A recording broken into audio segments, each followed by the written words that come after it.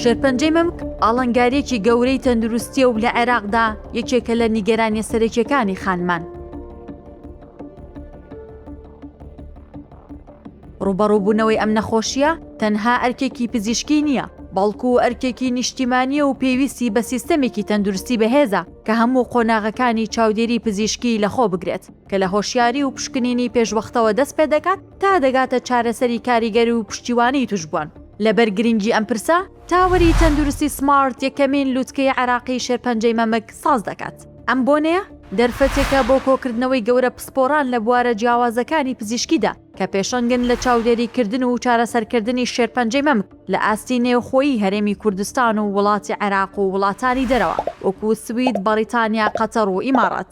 بەمەبەستی بەهێزکردنی گفتوگۆی زانستی و داهێنان لە شێوازەکانی چارەسەردا و تیشک خستنە سەر نوێترین توێژینەوەی زانستی و تەکنیکەکانی نەشتەرگەری و شێوازەکانی چارەسەر لەلایەن پسپۆرانەوە. ئامانجی لووتکەکە تێپەڕاندنی سنووری پسپۆریە جیاوازەکانە بۆ هاوبەشیکردنی نوێترین پێشکەوتنەکان و داڕشتنەوەی پلانی کاری یەکگرتوو کە لەگەڵ بارودۆخی تایبەتی عێراقدا بگونجێت.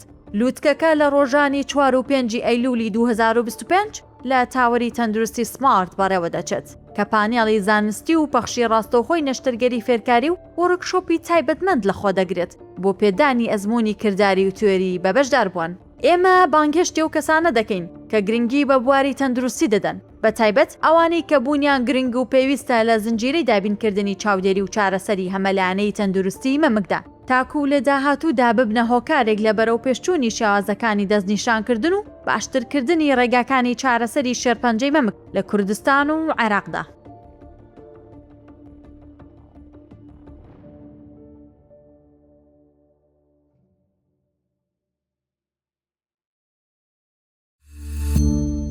سمارت وەرچەرخانە.